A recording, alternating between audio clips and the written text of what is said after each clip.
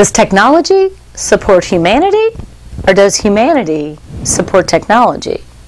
It's an important question, particularly if you run a sales organization. Hi, I'm Lisa Earl McLeod. I'm the author of Selling with Noble Purpose, and I'm going to be keynoting at the Sales 2.0 conference in Philadelphia. I'd like to give you a little preview. You know, in sales, everyone wants a competitive advantage. We want to differentiate ourselves from the competition. But some critical things have changed in the sales landscape that are important for you to consider.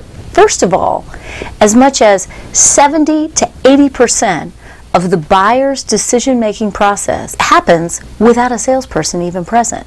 That's because the buyer, prior to even meeting with one of your salespeople, is going online. They're looking at your website, and they're doing more. They're looking at reviews by other customers. They're talking to colleagues. They're talking to peers. So when it comes to competitive differentiation, you don't have the whole sales process anymore. You've got one little slice of it.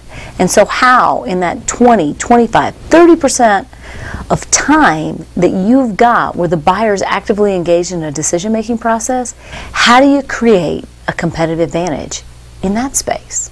Well, there's three things that companies usually focus on. Technology, that is the back-end support for their sales team. Process, what kind of sales process are their salespeople employing? And then there's the human element. So I want to share with you some critical mistakes and some ways that you can overcome these. So first of all, big mistake people make in technology is they over-technify their sales team.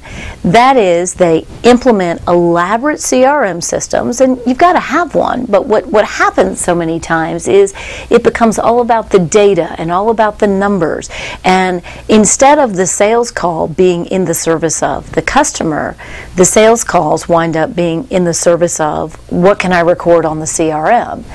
You'll know this is happening inside a company. You know, I go to a lot of sales meetings with leaders, and you know this is happening when every meeting starts with charts and graphs and process analysis, and nobody talks about the actual customers.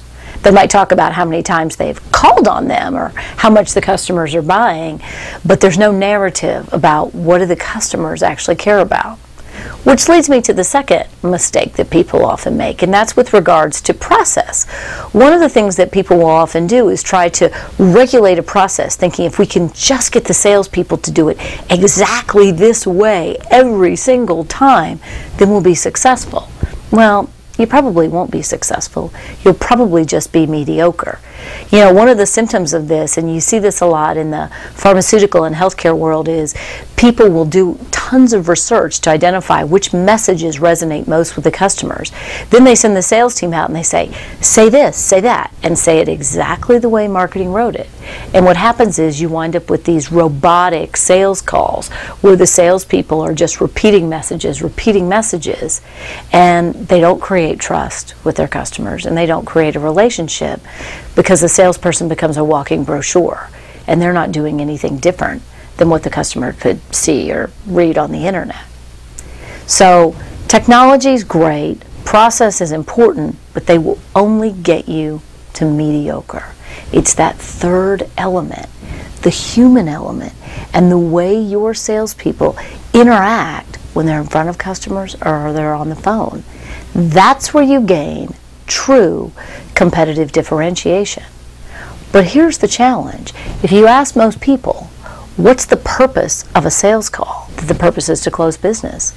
But actually, did you know that the salespeople who have what I call a noble purpose mindset, the salespeople who go into a call not thinking, I'm going to close this, but thinking, how can I improve life for this customer?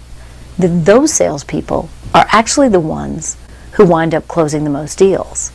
And the organizations that are the most successful are the organizations where the technology and the process supports that larger, more human purpose of helping improve the customer's condition.